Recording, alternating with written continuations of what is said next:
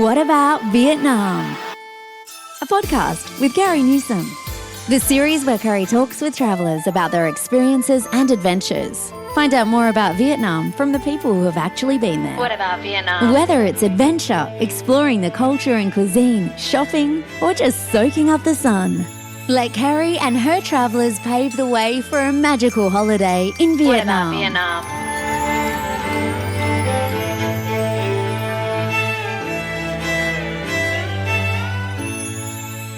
Xin chào and welcome to What About Vietnam?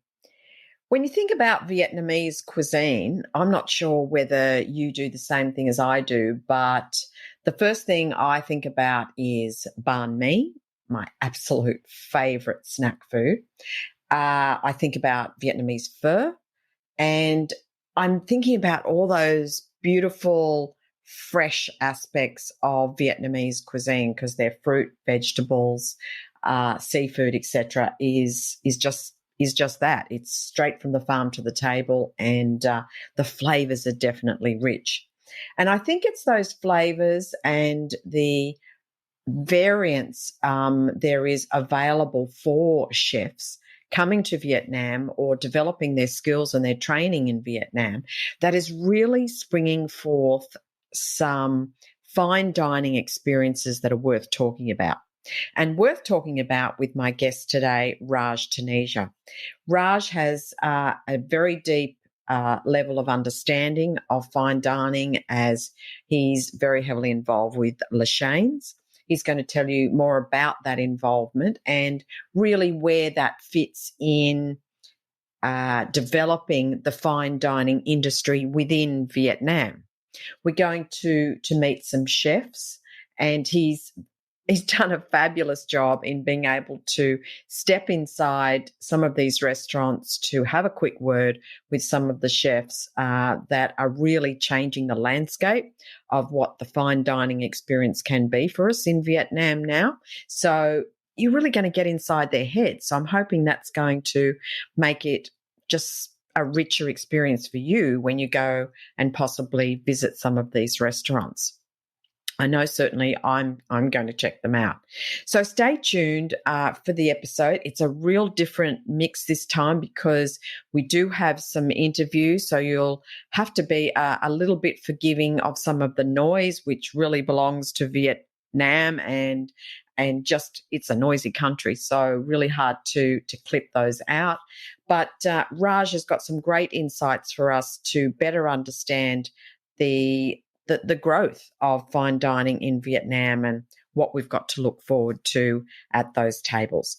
Please welcome Raj to the program and please enjoy.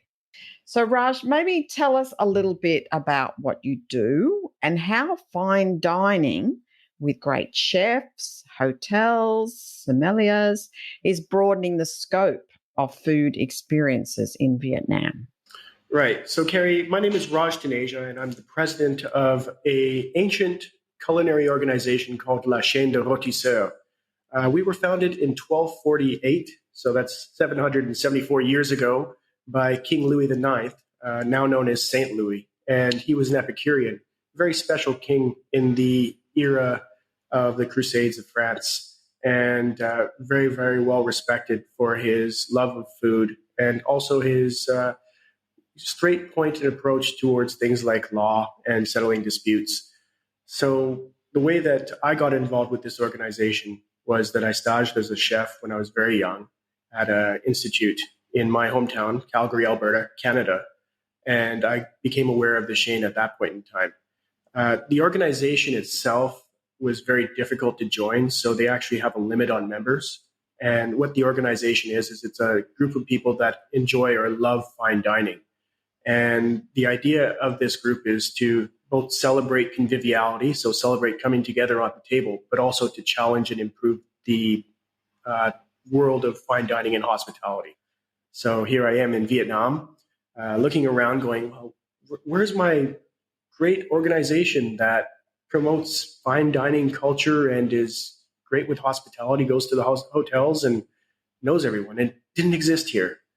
So it's kind of odd to see that Vietnam, such a vibrant food country and such a rapidly advancing country, just didn't have this association. So I put my hand up.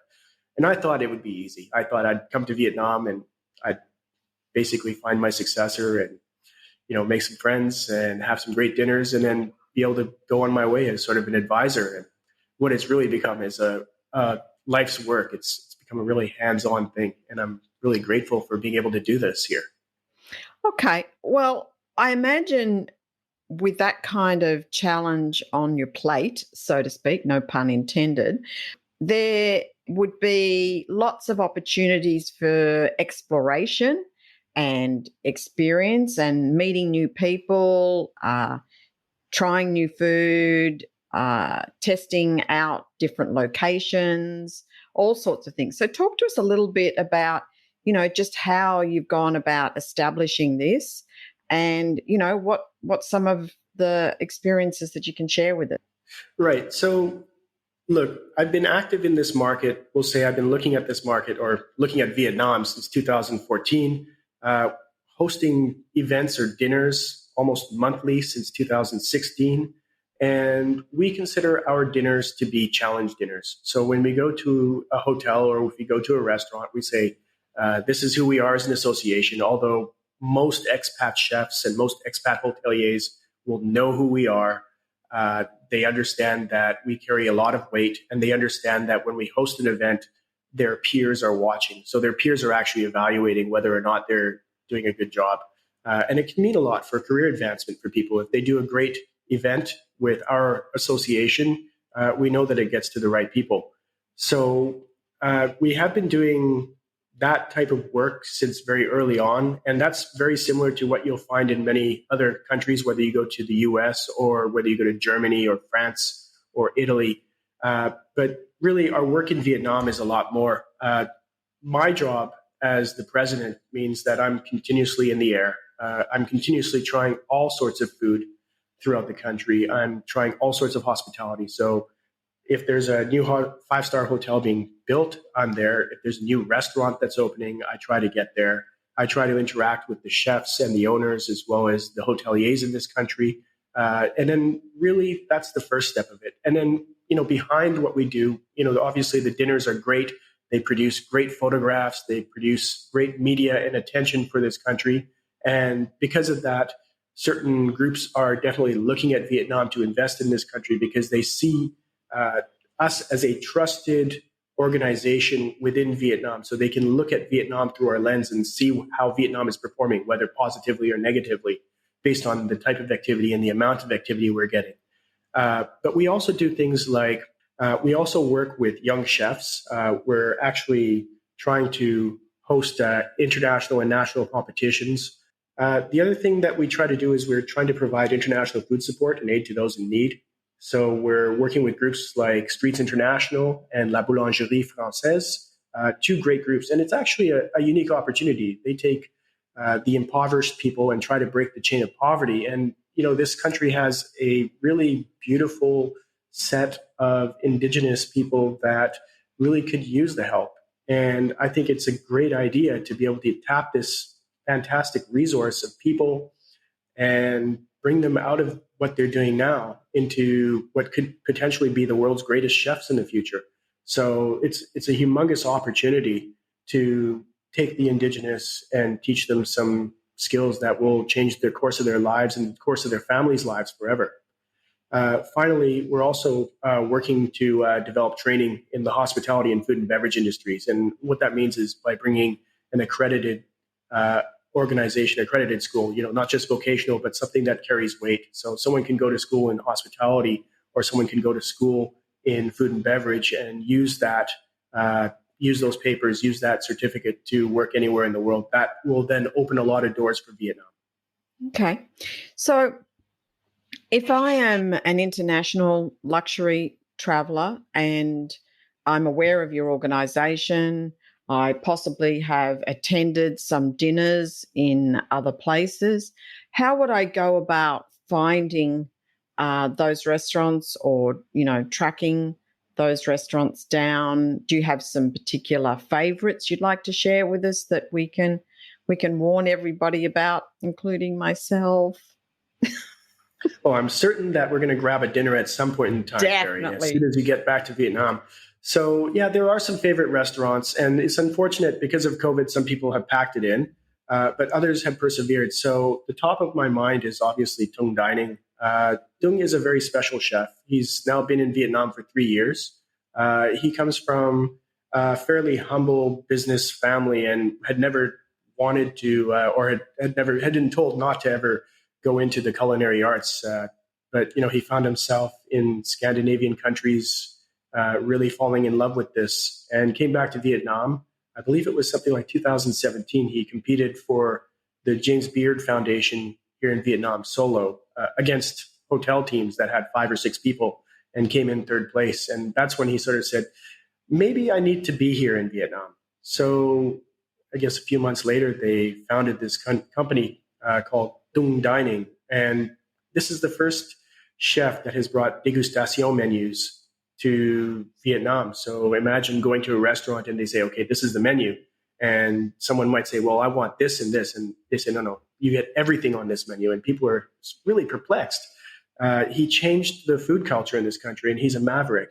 Raj managed to catch up with Tung just very recently. So let's just go to that interview now, and then we'll be back to the main program.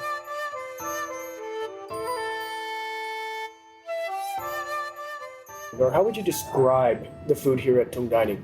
I think I rarely eat the fusion because fusion is a lot of different thing from me. But I mean I do a lot about the modern cuisine, contemporary cuisine. So I don't want to make any border for the food. I need to cook specific kind of food like French, Vietnamese, or Western or something. So I want to. I mean my duty is to bring the best flavor, the best experience to the guests through the tasting menu. So it can come from the different corner of the world, maybe get inspiration from Nordic, get some very local hobo in Vietnam or something. But for me, I'm the people who combine everything to make it to memorable journey for the flavor. So it's quite contemporary, modern, and it's not for me, I cannot specific what kind of cuisine it is. I mean it's quite international. Right. Well, now that we're recovering from COVID, have you thought of, your cuisine? Have you thought about this restaurant? Is there anything new you're bringing to the table? The menu, thinking about to come up the new dishes. I always think what about the local thing about that? What is the Western cuisine thing about that? I put all my food on the between, on the balance. So both the expat can enjoy it and both local can enjoy it. So it's quite international flavor. And that's the way I want people to get used to it. So I don't go too extreme to you need to eat a lot of fish sauce, you need to eat a lot of different kind of local a specific thing, or I don't go too much of butter, too much of everything. So I try to I eat a lot of, because I'm Western trained, I eat a lot of Western technique, but I also try to put some touch that also can satisfy the Asian flavor. So that's the way I'm thinking about how I come up with the food here. And COVID is just the right thing to do. So before the COVID, 50% are about 60, how to say 60% of the Western, 40% of local, something like that. And after COVID, the locals still come to us because our flavor also can satisfy them. It's not so if the expat is not here, the tourist is not here, we still fine. So or in the way around. So it's good test for us. So our concept is the really right way. So make the both local and foreigner can enjoy it. So what is it that you would say is the ideal person that comes to this restaurant? I mean, open-minded people. Because I think for the cuisine, I think the most important thing is open-minded. Because the cuisine is the very diversity and the taste also very personal. So whenever you came to the tasting menu, the beauty of that is you try you never taste before. You have the experience, some technique, some how say the mind of the chef. You taste that. So if you don't have the open-minded, so if you have already have stereotype something, so you shouldn't come because if you say pho need to be pho or something this need to be this. So for me, it's not tasting menu. So tasting menu is you need to have open-minded. The cuisine have no border, and you came to restaurant. It means you go inside the mind of the chef and you taste their work. is the most important thing for me, open-minded. Like, So, okay, final question. Where are you located and what's the best way to book? I mean, like my restaurant located in the Chu Si Quang Trung in the Hoan Kiem district in Hanoi. And in Saigon, we have the another restaurant, like we have in the 33, 35 Dang Dung Street in the Tân Định Ward and District 1. So like for the both restaurant, we have the, we have the same booking system. So like you can book through our social media, like many people booking through the Facebook, Instagram or an email, or even you can call directly to us to book. So like after that, like we will send you the confirmation asking you about how many people, allergy, any notification or some special event or something. So like for sure, like we will make sure like you have the good reservation system and you can reach to us to different channels. So now we have in the like the social media world. So like it's very easy to get connected to us. So like yeah. All right.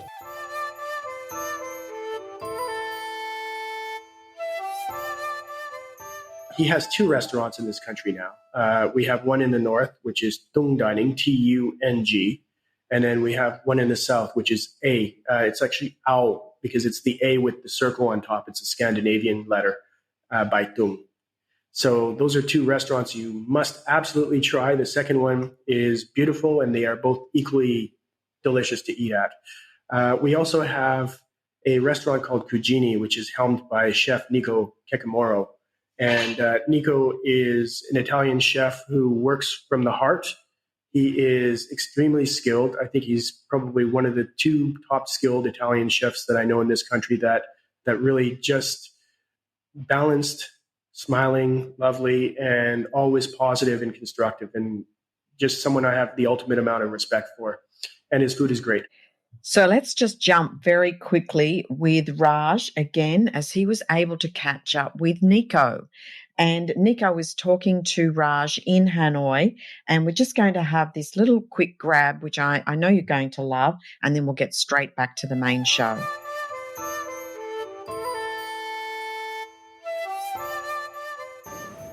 I'm sitting here with Chef Nico, who is the owner, partner, chef, and mastermind behind a restaurant called Culina, which is in Quang An in Hanoi. So, Chef, please introduce yourself. Hi, hello everybody. I'm Nico. I'm an Italian chef, and I live in Hanoi for over 8 years. And we finally launched a new restaurant with a different concept, where we're focusing to deliver a new, kind of different experience to guests. So our cuisine is mostly focused on delivering worldwide products with the best quality that we can find in the markets, and we mash them a little bit with the local spices and herbs, and with the vegetables that are actually beautiful in Vietnam. So that's thinking about something tropical, like the fruits that we have, the super fresh herbs that we have here. And so the idea behind this is actually to be able to deliver some food that is suitable for most nationality. So we don't have any flag to expose ourselves, like a particular restaurant that it could be another one, like my other one in Italian, which is called Cuisine. So this one is more focused on developing taste that doesn't represent any nation whatsoever, but is still very suitable for most people that can come there and enjoy. Over that, we are specializing ourselves on doing dry aging, and this is not only about beef, but we also have a nice selections of game foods, so ducks, pigeons, and quail sometimes, porks from 3 different countries, including Spain. We have Japan and also Australia, and then we also are doing a new batch of seafood at the moment. So we are sourcing fresh seafood, kind of tunas or bonitos or salmons, and these kind of beautiful fishes, and we are dry aging them to then serve to guests. Have you had any experience during COVID time, and did it change your concept at all, or were you always focused on this no flag dining? Oh yes, or well, actually COVID was very effective on not having much success, because the restaurant would have been launched about a year ago now, so it's pretty long time ago. But unfortunately, we had these lockdowns and whatever else coming through that didn't allow us to complete our mission. We changed a little bit minds, and we try to unify the concepts, offering still a pretty nice and versatile gamma of options for our guests. But right now, like we have, besides continental breakfast, we also have a menu that's quite of large choice, either for lunch than for dinner. Probably know, like we have a very nice open space with a view on the lake.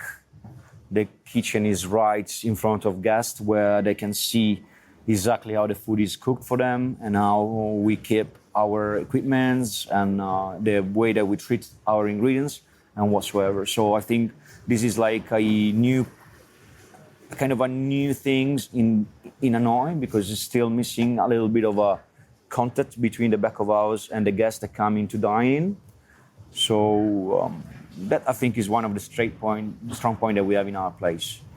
Right, with the open kitchen and the ability for people to look into the kitchen, but not only that, see the smiling chef. And by the way, you have a very smiling chef back there. Thank you, Raj. Who is your ideal customer? Well, like ideal customers are whoever are happy to share time with each other, that they enjoying time together with a drink and some nice food. So we do not target somebody in particular. We definitely are in Vietnam, so I obviously would like to focus mostly on Vietnamese people, because I am welcomed in their country. So in exchange, I like to give them a service that is missing. So I think that's pretty important. But then we have Japanese people, customer, Korean, and whoever from Europe or somewhere else. So it's actually, like multinational restaurants so far, which is pretty good. I think that's also because of the area where we're based. So a lot of expat lives in the area where we have the restaurant. So it makes sense to them to come in our place. And in terms of your restaurant, what is it that makes you stand out? Or what differentiates you from other upscale dining in Vietnam or even in Hanoi? Well, I think there's a lot of beautiful places those days in Hanoi, or particularly in Vietnam. In my case, I think we are lucky to have locations where there's so many restaurants, but I wouldn't say most of them are actually pretty good. So there is still a little bit of, I think restaurant owners those days are still a bit confused on how to develop the business, and some of them maybe copy-paste successful restaurants somewhere just because they want to become successful as well. In our case, I think we have pretty a lot of passion inside. We try to dedicate our thoughts and our philosophies on the food in a way that actually can get understood and appreciated by the guest. And we still, every time we do new concepts, we are trying to do a market research and give guests what is still missing and not what is already existing. So that, I would say, is one of the strong points that we're having. All right, so Nico, sure. Where is your restaurant located? Culina is located in a Tai Ho area, or better called West Lake. And it is right in the street in front of the lake, very close to Sheraton Hotel. Pretty easy to find us. Perfect. Thank you very much, Chef. It was a pleasure to interview you today.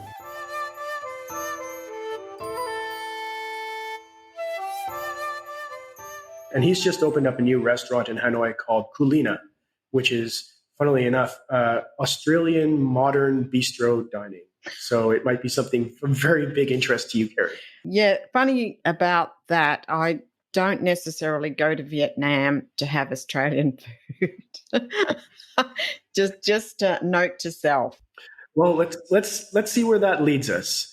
The other one, of course, the other Italian chef that very dear and close to my heart actually is in Da Nang, and his restaurant is somewhat of a question mark right now.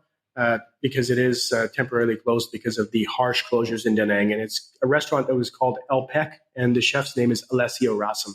So Alessio has a very decorated past in culinary, and really interesting guy because he never considered Vietnam. And what happened is working, I believe it was at Mirazur in the south of France, and working for the executive chef who was touring around the world, he basically took a short trip to Machu Picchu in Peru and met this lovely lady Miss Bing at the base of Machu Picchu and fell in love with her. And then after their climb to the top of the mountain, somehow she went back to Paris where she was working, and he went back to Italy where he was working, or France where he was working. And they continued to communicate. And then he decided to move to Paris, and he was working in Paris. And at some point in time, they both decided, well, let's go back to Vietnam. So she convinced him to come back to Vietnam. And they got on bikes and rode 18,000 kilometers over the course of 2 years from Paris to Vietnam. So it's an extraordinary story, and he's an extraordinary chef, and he's extraordinarily skilled. And he's the type of chef that wakes up in the morning at like 4 a.m, goes out to the fishermen's boats and picks whatever's fresh, and that's on the menu for the day. So the concept is, obviously tourism has to be in full swing in order for his restaurant to be viable, but that's the concept. So really cool. Another chef that is really notable is a chef by the name of Jun Hyuk Chi, and currently he's in Hanoi. He has one restaurant called La Brie, and they're about to open another restaurant.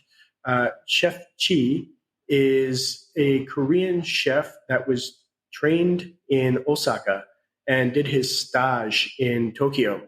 So Japanese trained Korean chef doing an interpretation on French food in the north. Really fantastic dining. We jump very quickly to noisy Hanoi once again. Raj has been able to catch up with Chef Chi, and I think you're going to be very interested to just hear his interview. So let's just jump to that very quickly, and then we'll be right back to the main show.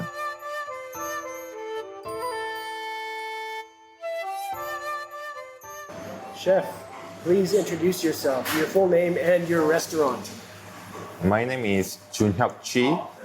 I'm from Korea, and I'm the owner chef of Rabri Bistro. Tell me about what type of food do you serve, and what's the dining experience like here? Oh yeah, so Neo Bistro we are looking for the fine dining quality of food and wine, but the atmosphere and price is like bistro concept, more casual. Not like strict fine dining concept. I'm Asian chef, so I wanted to put some Korean, Asian, and Vietnamese things on my food.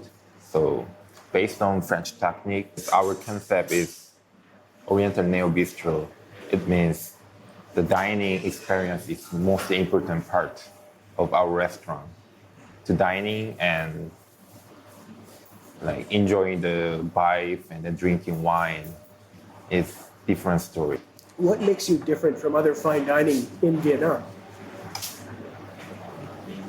I don't want to be really serious about the food and then dining culture, because sometimes when you go to the fine dining restaurant, we are kind of nervous, and we want it to be posh a bit. But sometimes we really want to enjoy very comfortable.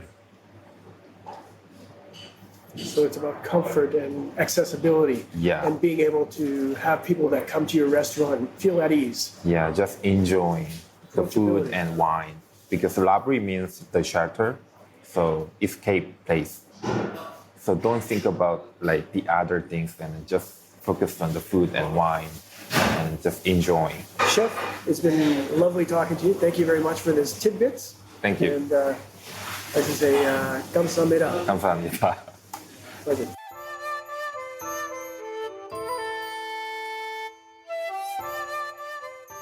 If we go to the south, like I said, the south was probably hardest hit. So if we go to Ho Chi Minh City, I can say that we're at a real dearth for what I think qualified fine dining at this point in time. I think there is still upscale and there is still casual dining, but something that would come to my attention, starting to hopefully come my way. But right now, we only have one restaurant that I think is really notable, or I should say one chef that I think is really notable, and his name is Sakal Phung.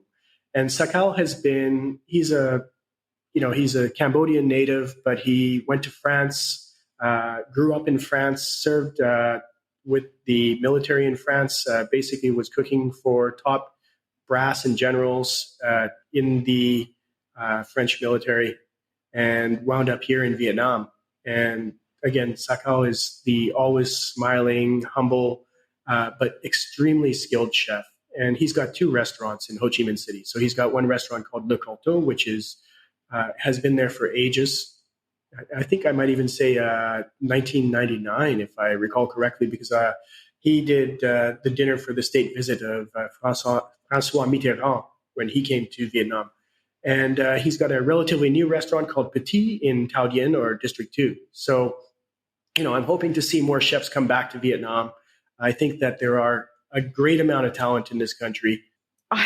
What's so lovely about talking to you, Raj, is that when people go to these restaurants normally, they wouldn't know these background stories. They wouldn't know the journey of that chef to be in that location, to be cooking that style of food, to have that origin. So it's really beautiful, and I'm really delighted that my audience, everyone listening, is going to be able to go there and say, "Oh, is this the guy that rode the bike from Paris to?" I think I read, or heard that on, Kerry's podcast, What About Vietnam? This guy named Raj Taneja was talking about, so that's gold. That's really gold in my book. So I want to talk a little bit and maybe take a step back in the sense that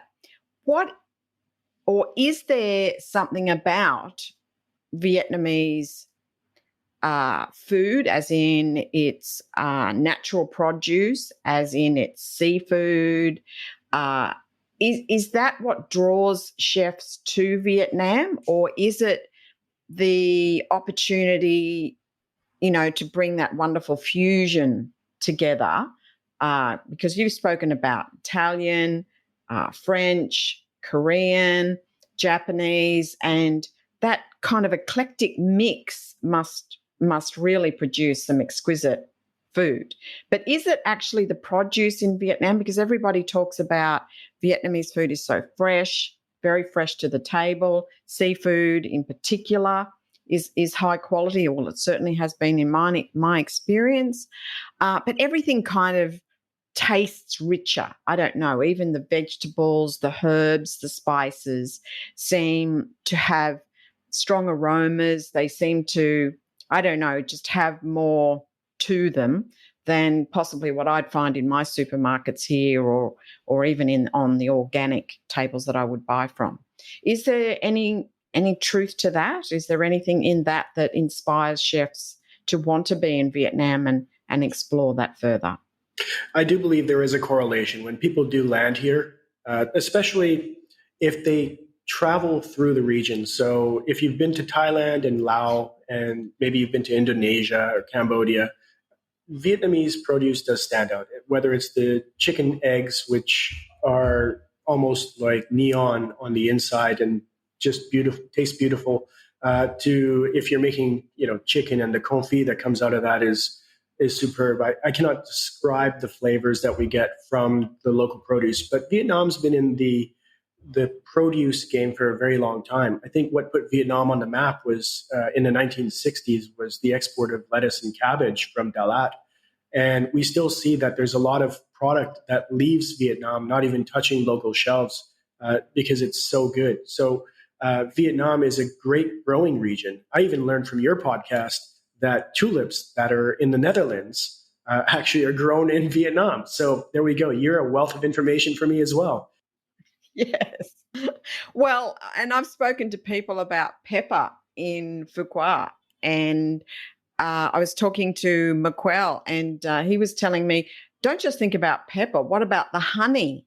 Apparently the honey in Phu Quoc is amazing as well. So you do find those gold nuggets of information that you would have just kind of strode past and not even given a second thought.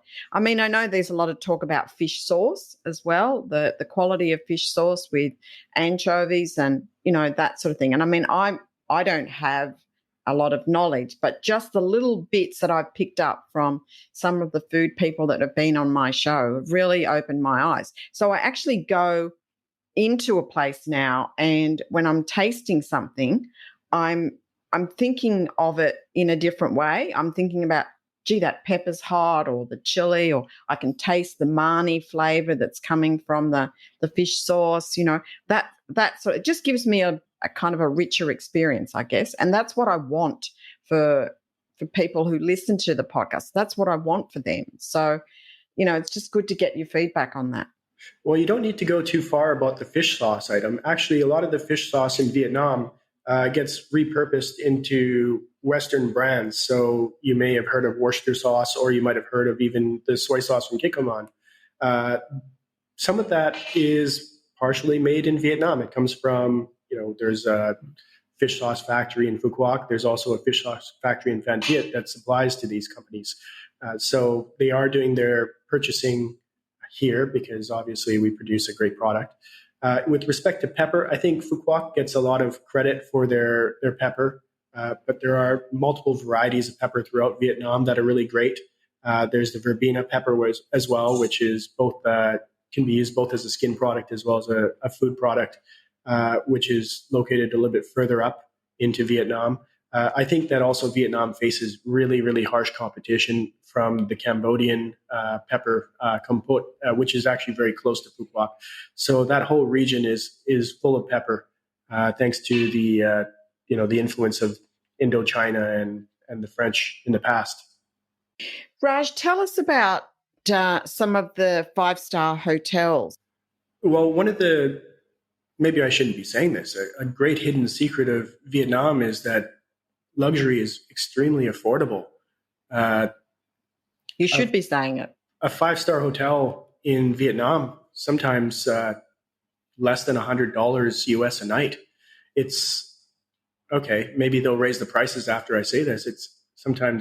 It's very enjoyable to be able to go. For example, I go to Sapa and stay at the Hotel de la Couple, which is an Accor hotel, but run by general manager. His name is Joseph Colonna, and he's quite an Epicurean, and he's also a really friendly guy, and he knows how to run that place. The food and beverage in that hotel is spot on. If you want to try fusion. I'm trying to get him on my show.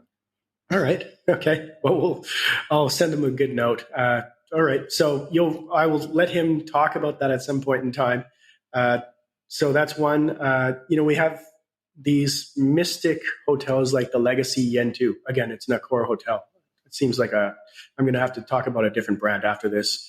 And the Legacy Yentu is situated at the base of Yentu Mountain, which is a trek, I think 3.5 kilometers up, which leads to a shrine. And it's quite a dramatic experience. It feels like you're up in the clouds when you're able to maybe possibly talk to the monk if he's there.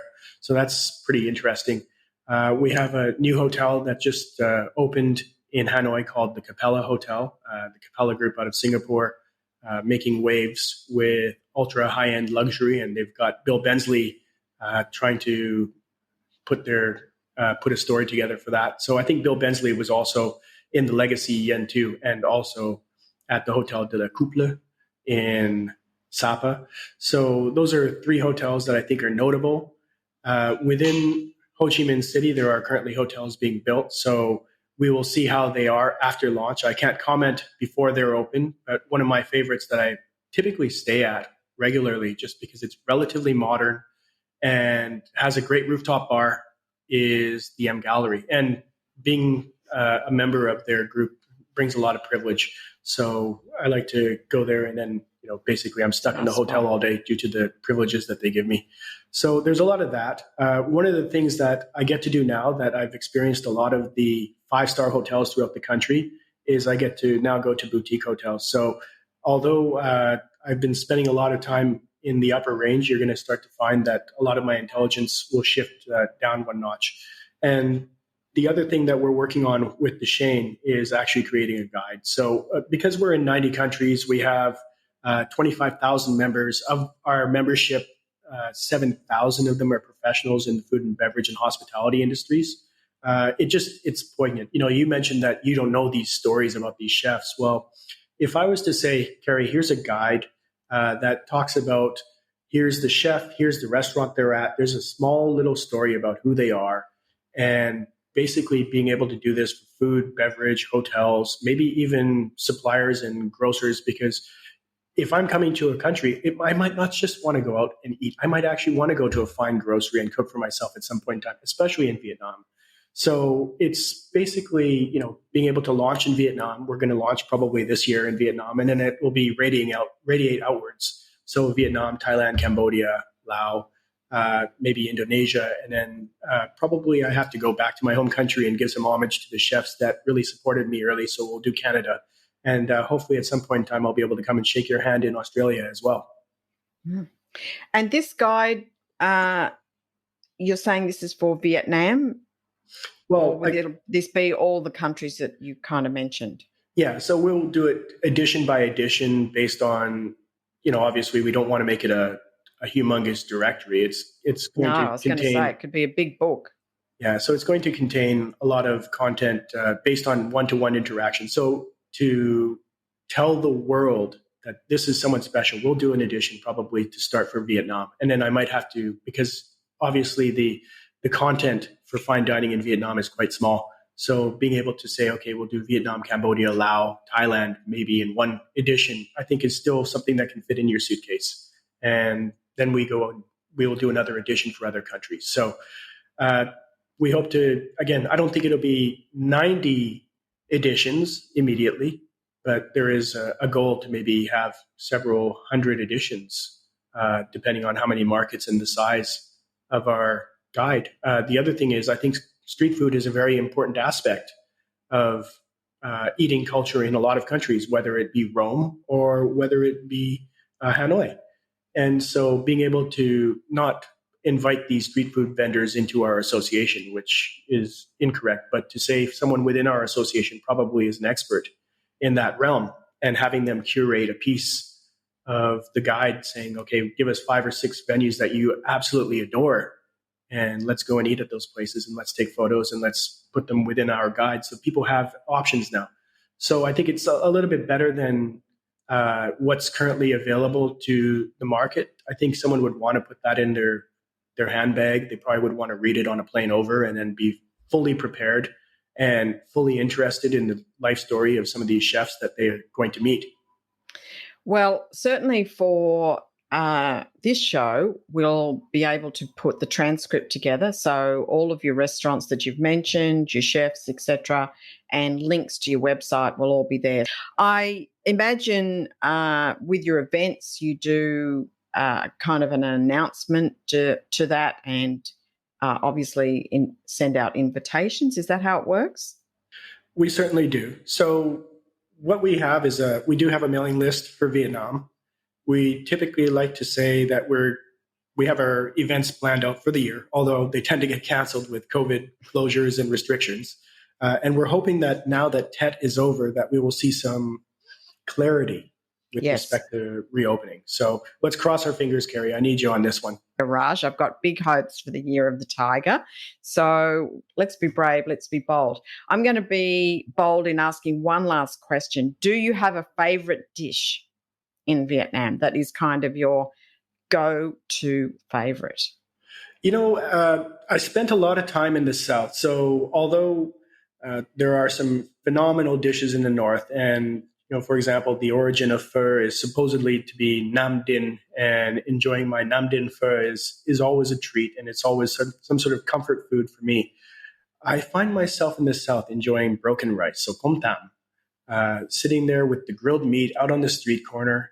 There are some special places that used to exist in Saigon. Some have closed, but being able to go out 7 or 8 at night and sit there with that chili sauce and that piece of pork and the rice is something that touches my heart.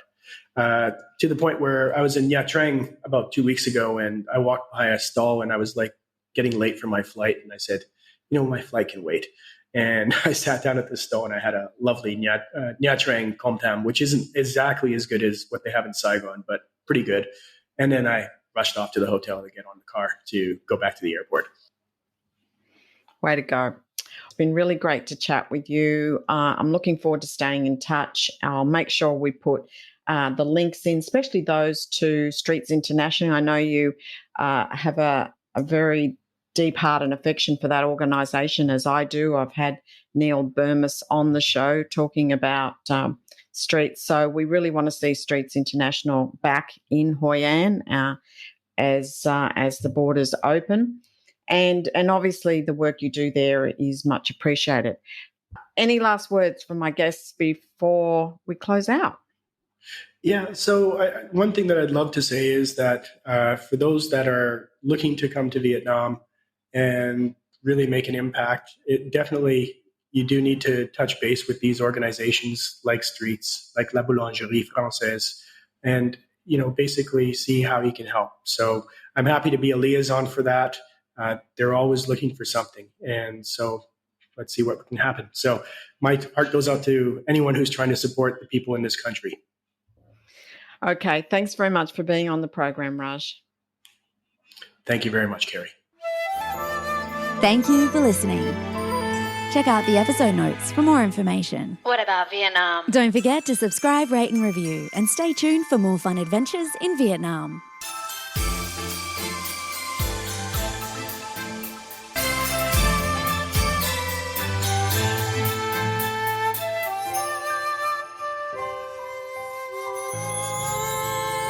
What about Vietnam?